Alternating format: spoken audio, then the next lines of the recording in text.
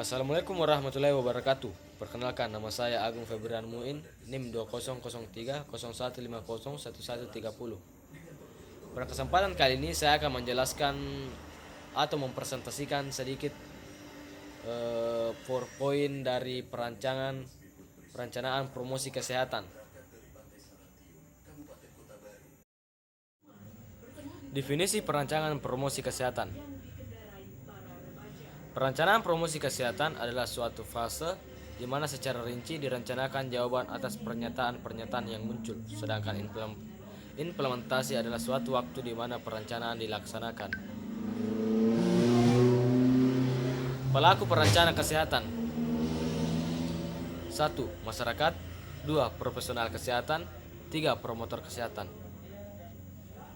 Komponen promosi kesehatan: 1. Menentukan tujuan promosi kesehatan. 2. Menentukan sasaran promosi kesehatan. 3. Menentukan isi materi promosi kesehatan. 4. Menentukan metode. 5. Menyusun rencana evaluasi. 6. Menyusun jadwal pelaksanaan. Promosi kesehatan.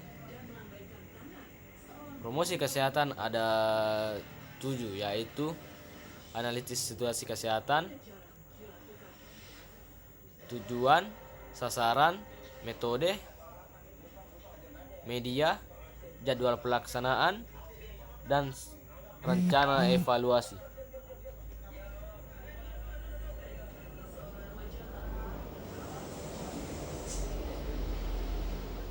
Mengembangkan komponen promosi kesehatan. 1. Menentukan tujuan promosi kesehatan. Pada dasarnya, tujuan utama promosi kesehatan adalah untuk mencapai 3 hal, yaitu 1. Peningkatan pengetahuan atau sikap masyarakat. 2. Peningkatan perilaku masyarakat. 3. Peningkatan status kesehatan masyarakat. Yang kedua yaitu menentukan sasaran promosi kesehatan. Di dalam promosi kesehatan, yang dimaksud dengan sasaran adalah kelompok sasaran, yaitu individu, kelompok, maupun keduanya. Yang ketiga itu menentukan isi materi promosi kesehatan. Isi promosi kesehatan harus dibuat sesederhana mungkin sehingga mudah dipahami oleh sasaran. 4. Menentukan metode. Menentukan metode ada 4 cara, yaitu pengetahuan, sikap, keterampilan, pertimbangan sumber dana, dan sumber daya. Mengembangkan komponen promosi kesehatan. Yang kelima yaitu menetapkan media. Teori pendidikan. Belajar yang paling mudah adalah dengan menggunakan media. Media yang paling harus bergantung pada sasaran, jenis sasaran, tingkat pendidikan, aspek yang ingin dicapai, metode yang digunakan, dan sumber daya yang ada. Yang keenam yaitu menyusun rencana evaluasi. Harus dijabarkan tentang kapan evaluasi akan dilaksanakan, di mana akan dilaksanakan, kelompok sasaran yang mana akan dievaluasi, dan siapa yang akan melaksanakan evaluasi tersebut. Yang ketujuh yaitu menyusun jadwal pelaksanaan. Merupakan penjabaran dari waktu, tempat, dan pelaksanaan yang biasanya disajikan dalam bentuk Gantt chart. Tujuan promosi kesehatan.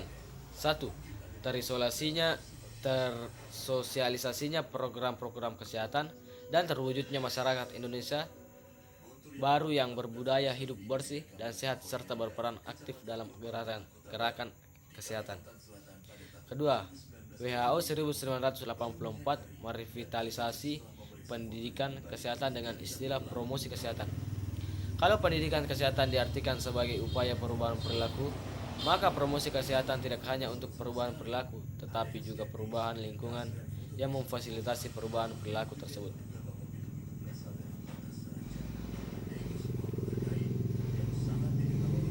Menurut Grant 1990, tujuan dari promosi kesehatan terdiri dari 3 tingkatan, yaitu 1. Tujuan program, yang merupakan pernyataan tentang apa yang akan dicapai dalam periode waktu tertentu yang berhubungan dengan status kesehatan. Yang kedua yaitu tujuan pendidikan, merupakan deskripsi perilaku yang akan dicapai dapat mengatasi masalah kesehatan yang ada. Yang ketiga yaitu tujuan perilaku, merupakan pendidikan atau pembelajaran yang harus tercapai atau perilaku yang diinginkan. Teknik promosi kesehatan.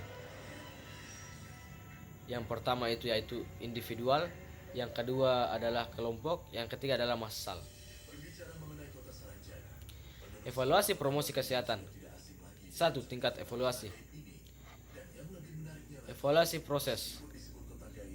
Evaluasi terhadap tindakan profesional, pemantauan kualitas standar profesional yang digunakan. Yang kedua adalah evaluasi dampak. Evaluasi terhadap perubahan faktor predisposisi, pemungkin dan penguat. Evaluasi terhadap perubahan perilaku. Yang tiga yaitu evaluasi hasil. Evaluasi apakah terdapat perubahan atas mortalitas dan morbiditas penyakit. Apakah angka insiden dan prevalensi dapat dipengaruhi oleh program.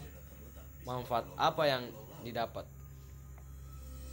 Evaluasi promosi kesehatan. 2. Desain evaluasi.